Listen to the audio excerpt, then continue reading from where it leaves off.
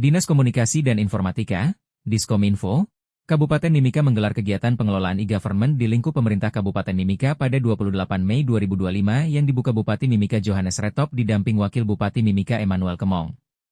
Dalam giat tersebut digelar rapat Dewan Smart City Perdana dalam periode 5 tahun ini yang melibatkan lintas stakeholder dalam tujuan mengevaluasi pencapaian sasaran periode sebelumnya, integrasi program dan melakukan koordinasi implementasi dan pengembangan program kota cerdas di Kabupaten Mimika. Implementasi Mimika Smart City sesuai visi misi kepala daerah yaitu terwujudnya Mimika yang responsif, energik, transparan, terampil, objektif dan berdaya saing menuju gerbang emas, yaitu gerakan kebangkitan ekonomi masyarakat adil dan sejahtera. Dalam giat tersebut melibatkan 60 organisasi perangkat daerah dan BLUD, swasta, akademisi, dan organisasi yang menghadirkan narasumber dari Sekolah Teknik Elektro dan Informatika Institut Teknologi Bandung. Dalam kesempatan tersebut, Bupati Mimika Johannes Retop mengatakan, pemanfaatan teknologi untuk menunjang aktivitas ekonomi dan pelayanan pemerintah menjadi wajib dilakukan, karena dinamika dan harapan publik yang begitu besar kepada pemerintah melalui pelayanan yang berkonsep multi-payment dan multi-services menuju one-stop service. Hal ini mendorong pembangunan infrastruktur teknologi guna mendukung penerapan sistem pemerintahan berbasis elektronik, di mana teknologi digunakan untuk menyelesaikan berbagai persoalan layanan yang selama ini dihadapi. Bupati Mimika Johannes Retop mengingatkan agar seluruh stakeholder dapat memberikan kontribusi positif dalam agenda Smart City dan menegaskan agar tidak terjadi ego sektoral antar instansi terutama di lingkup organisasi perangkat daerah agar cita-cita Mimika Smart City dapat terwujud. Rapat hari ini adalah sebenarnya rapat rutin Dewan Smart City yang sudah kita lakukan sejak tahun 2017. Nah, Dewan Smart City ini adalah dibentuk untuk menentukan arah kebijakan Smart City Kabupaten Mimika. Itu di semua kota ada. Nah, tahun ini itu merupakan tahun pertama di pemerintahan kami. Makanya saya sama Pak Wakil hadir sebagai dan harus mengambil beberapa kebijakan-kebijakan yang terkait dengan arah kebijakan kita ke depan dalam 5 tahun ke depan. Nah, dari Smart City ini kita ini kan kami ini kan sudah punya master plan Smart City. Kemudian dan itu sudah dituangkan dalam peraturan bupati yang berlaku sampai dengan 2029. Itu satu. Yang kedua, kita akan evaluasi revisi itu, evaluasi peraturan itu karena keterkaitan dengan RPJMD kita, apakah masih sesuai atau tidak, kan gitu. Oke. Yang ketiga, kita juga akan melakukan melakukan beberapa kebijakan-kebijakan yang terkait dengan implementasi Smart City di Mimika. Tahun ini kita tidak ada evaluasi. Biasanya evaluasi Smart City dilaksanakan 1 tahun 2 kali. Tapi sekarang ini tidak ada evaluasi Smart City. Hanya dilaksanakan pameran saja di Jogja yang akan menampilkan kita punya branding kita lah, apa yang selama ini kita sudah lakukan tentang aplikasi, tentang pelayanan, tentang apa saja yang terkait dengan itu. Jadi itu tahun ini. Nah, saya berharap dengan adanya pertemuan ini, Dewan Smart City ini, nanti bagaimana arah kebijakan pemerintah kita ini ke depan yang terkait dengan pelayanan masyarakat yang lebih baik.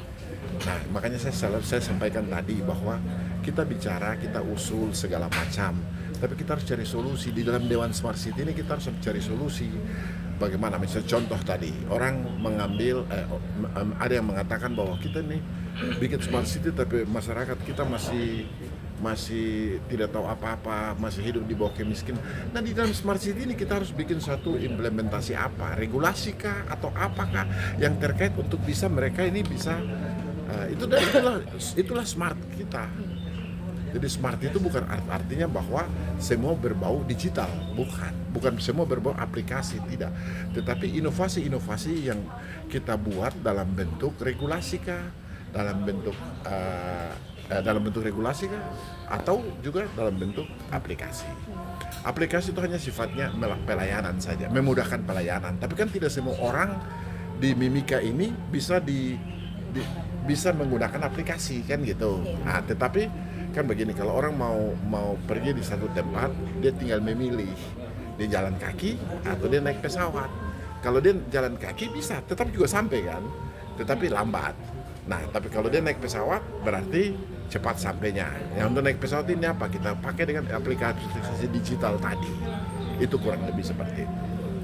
Jadi orang selalu bilang, lah kamu nih orang masih miskin, orang masih, kamu sudah smart city. Tidak begitu. Justru dengan smart city itu kita harus cari solusi untuk bagaimana bisa membuat masyarakat ini ekonominya tinggi, pelayanan masyarakatnya sehat, mimikanya cerdas, begitu ya. Begitu.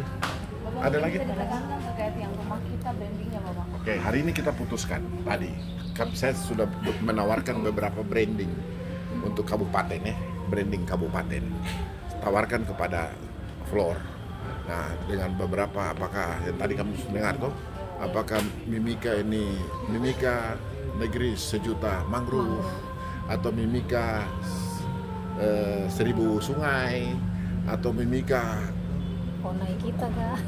bukan Mimika apa itu tadi kota bukan Mimika Kota dolar ya. Mimika apa itu kota dolar katanya loh, kan bilang macam-macam begitu. Dan tadi kita sepakati, kita bahas bahwa Mimika rumah kita.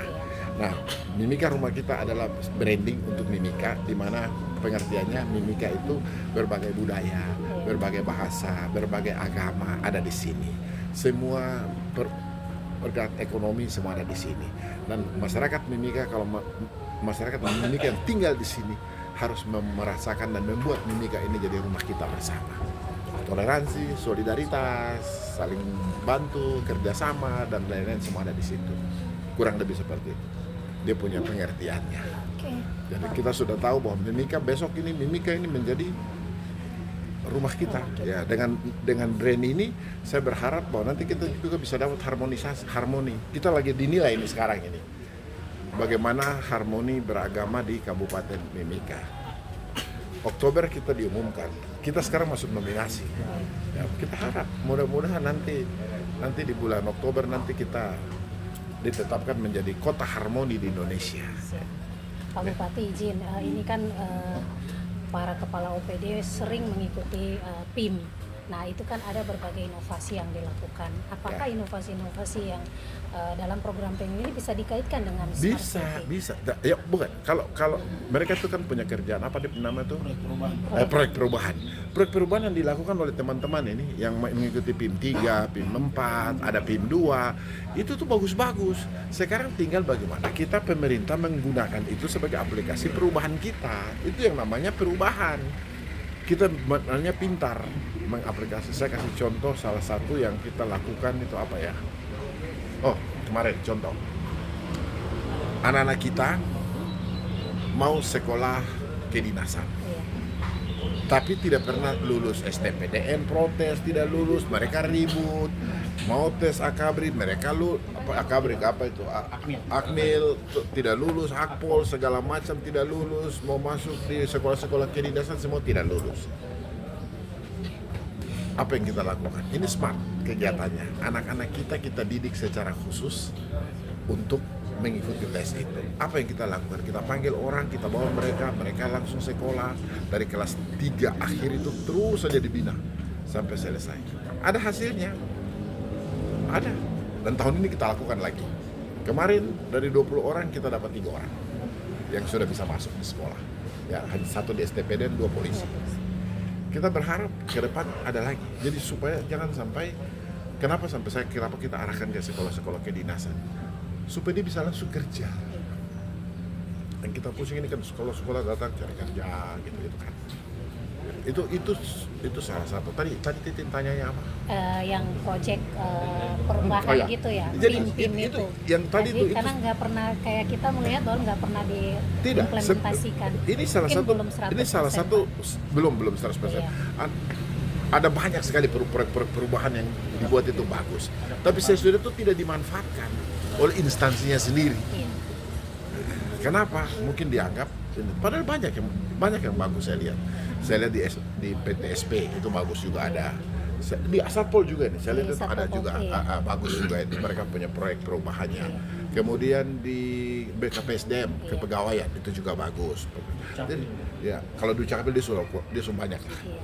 Nah, sekarang banyak semua dinas ini sebenarnya sudah ada. Iya. Hampir semua teman-teman yang sekolah PIM 2, PIM 3 ini mereka punya proyek perubahan yang menurut saya sih menarik dan bagus. Saya kasih contoh, ada satu proyek perubahan siapa punya tuh saya tidak tahu, tapi dia bisa melihat peta mimika dalam waktu itu peta mimika, dan itu menurut saya bagus sekali tuh. Tapi saya tidak tahu kenapa tidak diteruskan itu. Tim Liputan Papua MCTV.